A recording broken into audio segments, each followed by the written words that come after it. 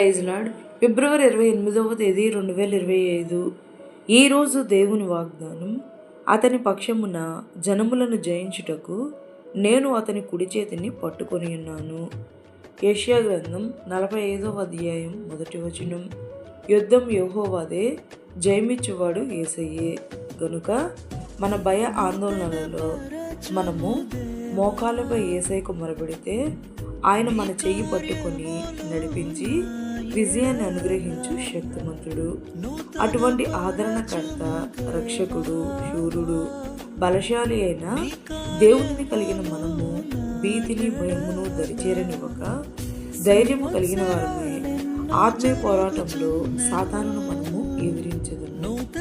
ఈ రోజు వాగ్దానం మన జీవితంలో నెరవేరాలని కోరుకుంటూ పరిచర్యలో మీ సహోదరి సుమా.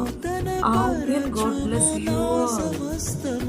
పాతవి గతించిపోవును, సమస్తం నూతనమగును.